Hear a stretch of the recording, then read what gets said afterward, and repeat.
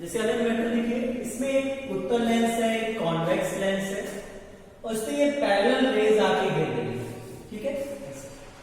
तो ये को कन्वर्ज करता है, कन्वर्ज करने के बाद इसके आगे एक प्लेन मिरर रखा है, एक समतल दर्पण रखा हुआ है।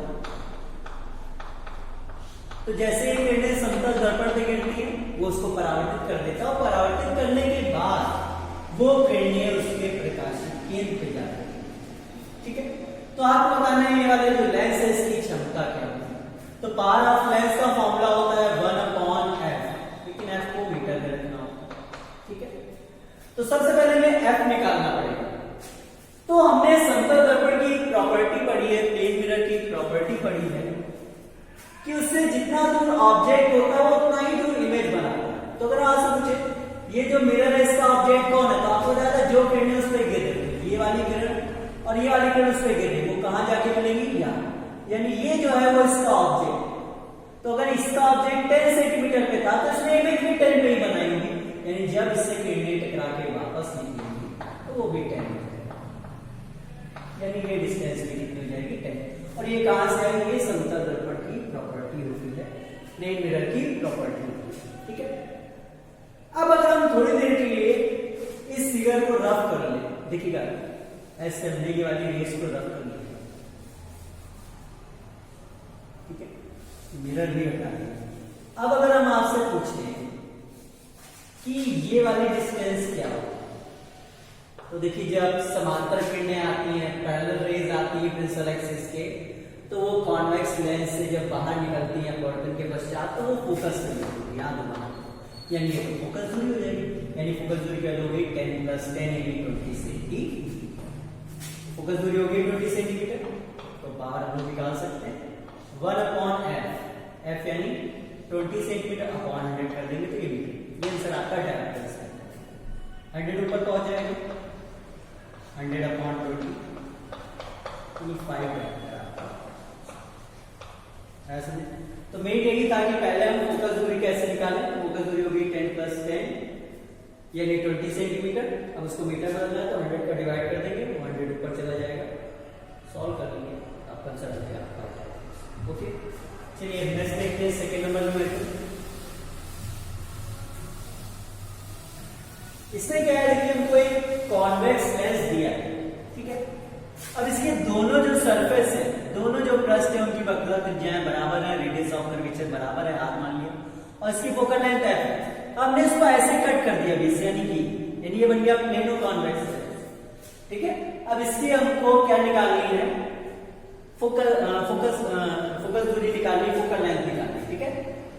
तो कैसे निकालेंगे, तो पहले हम इसके लिए फॉर्मूला लिखते हैं। तो अगर इसके लिए हम लोग फॉर्मूला लिखें तो हो जाएगा 1/f, हमने focal length equal to n -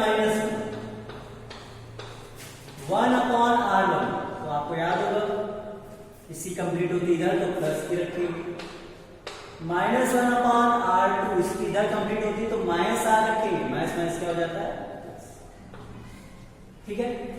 तो ये बन के आगे 1/f इक्वल टू n - 1, ये बन जाएगा 2/, ठीक है। ये बन गई इक्वेशन नंबर 1, ठीक। अब हम इसके लिए इक्वेशन लिखते हैं। तो इसकी फोकल लेंथ हम लोग मान ले रहे हैं f', ठीक है। तो इसके लिए हम लोग फॉर्मूला लिखें तो क्या बनेगा, फॉर्मूला बनेगा 1/f' इक्वल टू n अधिक ले n - 1/r1, तो r इस तरह कंप्लीट हो रही तो प्लस रखेंगे, -1/r2 तो इसकी वाली प्लेन है तो इसकी रेडियस ऑफ कर्वेचर इनफाइनाइट हो जाएगी, और आप जानते हो 1/∞ तो 0 हो जाएगा, ये वैल्यू 0, यानी हमारी इक्वेशन, ठीक है। अब अगर आप ध्यान दो तो यहां से हम इसकी वैल्यू निकाल सकते हैं 1/f', फिर ध्यान दीजिए हमें इसकी वैल्यू चाहिए n - 1/r की वैल्यू, यानी इसकी वैल्यू n - 1/r की। तो बताइए इसकी वैल्यू क्या आएगी, ये 2/, में चला जाएगा, यानी ये वाली वैल्यू बराबर हो जाएगी 1/2f। देखिए ये 2/, में चला जाएगा, भैया अगर 2 यहां से आप हटाओगे इधर जाएगा, n - 1/r की वैल्यू हो जाएगी, ये 2 मल्टीप्लाई में तो जाके इधर हो जाएगी 1/2। यहां समझ में आ जाता है कि जो नई फोकल लेंथ यानी मान लीजिए इसकी फोकल लेंथ 30 सेंटीमीटर थी, तो अब इसकी हो जाएगी 60 सेंटीमीटर, ट्वाइस हो जाएगी। ठीक है, आगे बात सुनिए। और फोकल लेंथ अगर ज्यादा हो गई तो पावर इफेक्टिव इसकी क्या हो जाएगी। ठीक है, चलिए हो गया दोनों न्यूमेरिकल आपको समझ आ गई होगी। चलिए नेक्स्ट आगे देखते हैं।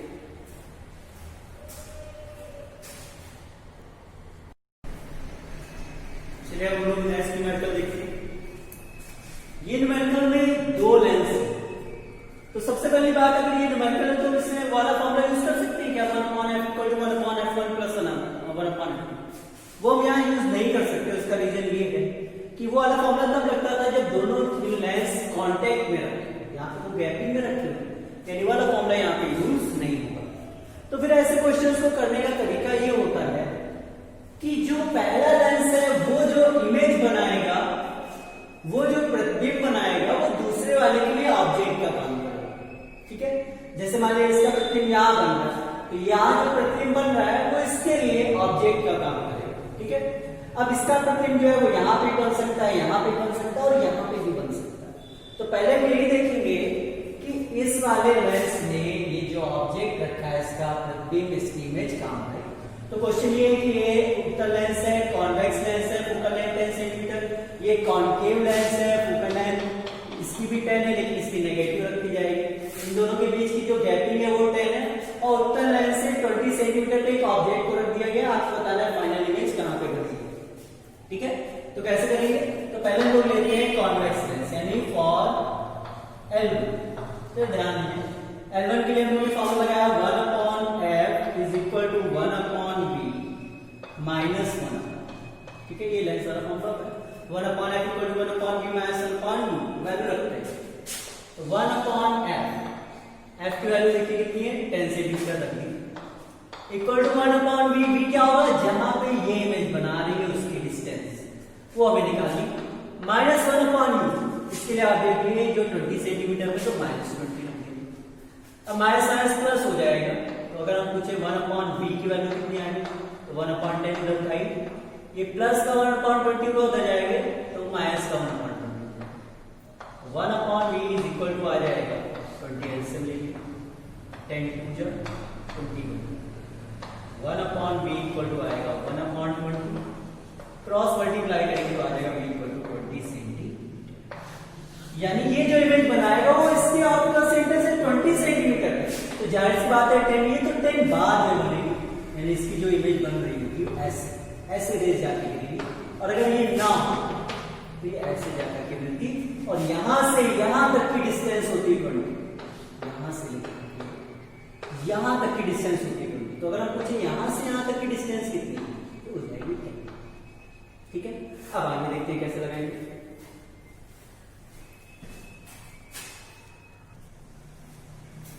चलिए हमको एक बात समझ आ गई, इसने जो इमेज बनाई वो 20 सेंटीमीटर पे, इस वाले लेंस से 10 सेंटीमीटर पे, तो ये इसका ऑब्जेक्ट हो गया। तो अगर हम लोग इसके लिए फॉर्मूला लगाएंगे फॉर L2, तो अब L2 के लिए लगाते हैं फॉर्मूला 1/f = 1/v -1। अब इसको ध्यान दीजिए, 1/f, f की वैल्यू हो गई -10, 1/v हमें यही निकालना है फाइनल इमेज का -1/u। अब ध्यान दीजिए, इसके लिए ऑब्जेक्ट कौन है, तो जो रेज इस पे गिर रही है, ये दोनों गिर रही है, यानी ये इसका ऑब्जेक्ट। तो ये जो है वो इसके लिए ऑब्जेक्ट है, और ये 10 सेंटीमीटर पे उस तरफ है, यानी पॉजिटिव है। ठीक है, अब इधर लाते हैं, तो 1/v इक्वल टू हो जाएगा, देखिए माइनस का 1/10 तो उधर था ही, ये माइनस का 1/10 हो जाएगा तो प्लस 1/10 हो जाएगा। अब आप देख सकते हो ये तो कैंसिल हो गया, 0 आ गया, यानी 1/v = 0 है, v = हो जाएगा इनफाइनाइट। और v = इनफाइनाइट होने का मतलब ये है कि जब ये रेज इससे बाहर निकलेगी, जब ये रेज जो ऐसे 10 सेंटीमीटर पे इससे मिल रही थी, जब ये बाहर निकलेगी तो ये ऐसे पैरेलल हो जाएगी। क्यों, क्योंकि v की वैल्यू इनफाइनाइट है, यानी रेज इनफाइनाइट पे जाके मिलेगी, यानी जो फाइनल इमेज है वो इनफाइनाइट पे बनेगी, क्योंकि कॉन्केव लेंस से ऑर्बिटल लेंस से निकलने के बाद, अपवर्तन के बाद, रिफ्रैक्शन के बाद वो रेज पैरेलल होगी। ठीक है, तो जो फाइनल इमेज की पोजीशन होगी वो इंफिनिटी पे होगी। होप आपको ये मैटर समझ आ गई होगी।